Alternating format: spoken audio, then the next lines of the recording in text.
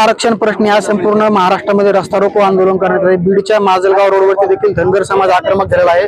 रस्ता रोको आंदोलन केलेलं आहे। आंदोलक माझ्यासोबत आहेत, नेमकी त्यांची प्रतिक्रिया काय आहेत, भावना काय आहेत ते जाणून घेणार आहे।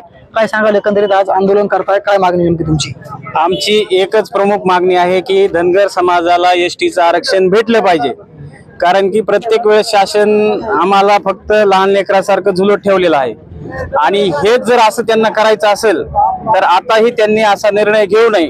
कारण की धनगर समाजाला एसटीचं आरक्षण आता त्यांचं चाललंय GR काढणे किंवा काही न करणे, चॉकलेट दिल्यासारखं। पण याला जर माझी एकच विनंती आहे शासनाला की आता धनगर समाज हा जागृत झालेला आहे, सुशिक्षित झालेला आहे। पहिला मेंढ्या मागचा समाज नाही राहिलेला आणि जर एसटी मधलं आरक्षण दिलं नाही त्यांना तर येणाऱ्या विधानसभेमध्ये तीव्र नाराजी या सरकारवर राहील। कारण की देवेंद्र फडणवीसनी 2014ला आम्हाला सांगितलं होतं की पहिल्या कॅबिनेटमध्ये आम्ही तुम्हाला आरक्षण देऊ, पण त्यांनी कुठलेही त्या वचनाला जागृत राहिलेलं नाही।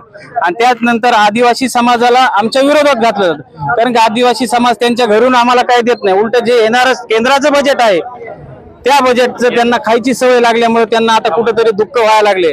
आणि दुसरी गोष्ट, धनगर समाजाला एसटीत आरक्षण दिलं तर अनेक विधानसभा हे मतदारसंघ आरक्षित होऊन कुठेतरी धनगर समाजाचा मुख्यमंत्री होतो काय अशी यांच्या मनात भीती आहे। त्याच्यामुळे यावेळेस समाज त्यांना कुठल्याही प्रकारे माफ करणार नाही जर आम्हाला एसटीचं सर्टिफिकेट दिलं नाही तर। काय सांगाल, आंदोलनामध्ये सहभागी झालेला आहे, काय सरकारला विचारा, काय मागणी तुमची? सरकारला तुमच्या मीडियाच्या माध्यमातून एकच नम्र विनंती आहे की समाजाच्या भावना हा खूप तीव्र आहेत।